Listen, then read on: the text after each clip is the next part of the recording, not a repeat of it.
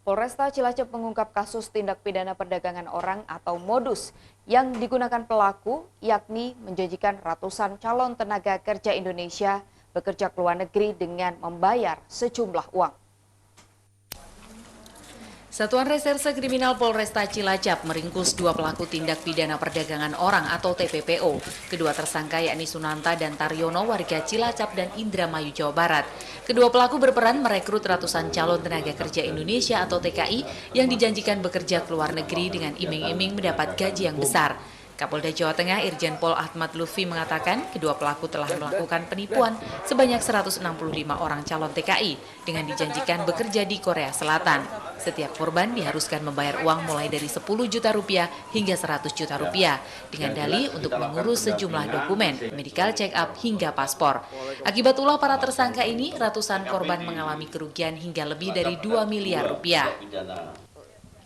Untuk meyakinkan para korban, tersangka mengirim para korban ke sebuah lembaga pelatihan kerja atau LPK di Indramayu, Jawa Barat. Namun hingga waktu yang dijanjikan, para korban tidak kunjung diberangkatkan. Kasus ini terbongkar setelah para pelaku melaporkan para tersangka ke polisi. Tersangka Saudara S atau Sunanta dan Taryono, di mana tersangka ini merupakan perekrut dari 165 orang yang telah direkrut oleh Saudara S dan T, kerugian hampir 2,5 M, yang ini dijanjikan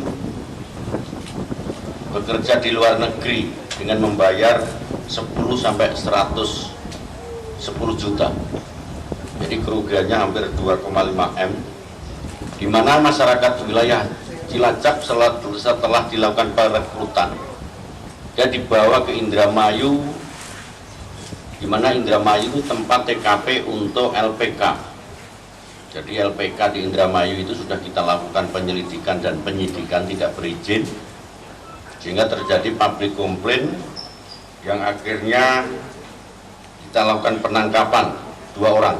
Selain menangkap dua pelaku, polisi menyita sejumlah barang bukti berupa paspor, buku rekening bank, kwitansi, dan bukti transfer uang dari korban pada pelaku.